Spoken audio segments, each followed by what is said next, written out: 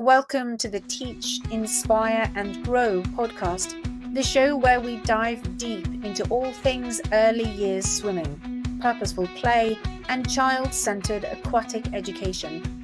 I'm Helen Hughes, swimming teacher, author, and founder of Mini Water Adventurers.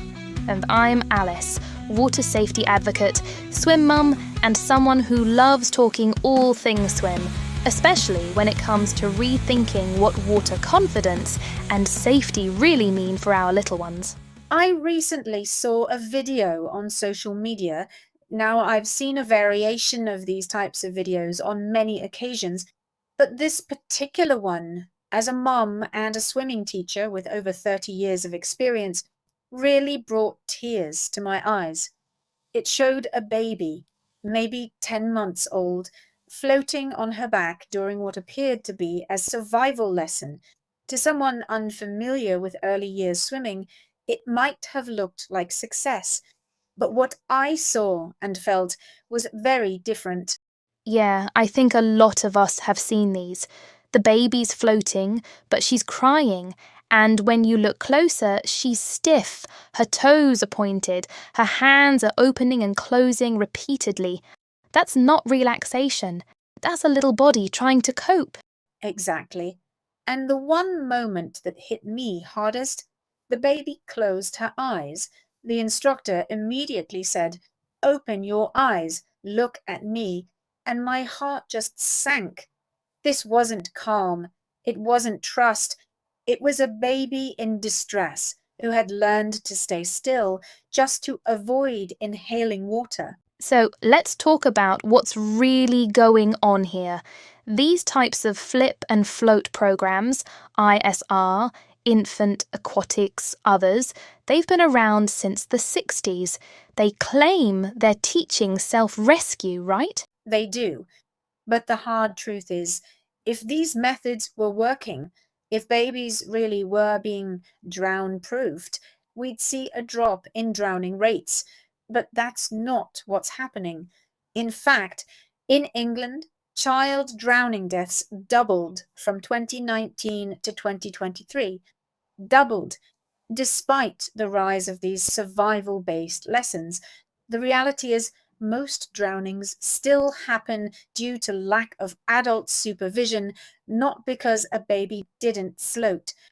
And here's the thing, we've somehow normalized crying babies floating stiffly as a sign of success. But it's not confidence, it's not skill, it's conditioned compliance. That baby isn't choosing to float, she's learned she has to, or else she'll choke on water. That's not education. That's fear-based conditioning. Can you explain a bit about what's going on inside that baby, Helen, from a developmental point of view? Absolutely. When babies cry, stiffen, or shut down, their nervous system is entering survival mode. It's a stress response.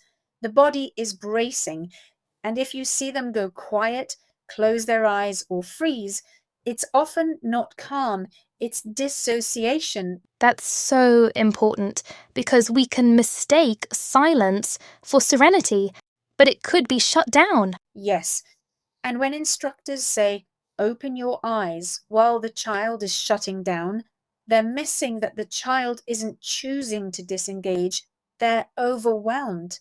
Their nervous system is saying, "I can't take in any more." So let's shift this. If floating under distress isn't the answer, what is? We need to move towards relationship first, play-based, emotionally attuned aquatic education, starting with exploratory play and water discovery.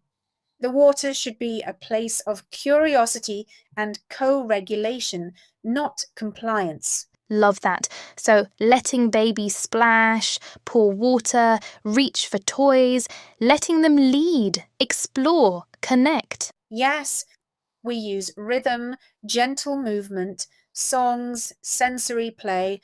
We float only when the child is ready, and we support them physically, emotionally, socially the whole time. and tools like the Orca Swim Trainer, which you created, offer a supported environment where children can explore buoyancy and movement without the fear of being left alone. Exactly. We're not saying don't float. We're saying don't force it. Let floating come through safety and joy, not through fear. This is such a needed conversation. I really hope it helps swimming teachers and parents pause and reconsider what progress really looks like in the water. Yes. If you've ever looked at one of those videos and felt uncomfortable, trust that feeling. Babies shouldn't have to float to survive. They should be supported, respected, and allowed to thrive in the water. If today's episode has inspired you or even challenged you, we'd love for you to be part of our community. You can join us inside the Swim Squad membership, a supportive, like-minded space where we share progressive, playful, and practical ideas to inspire your teaching. Thanks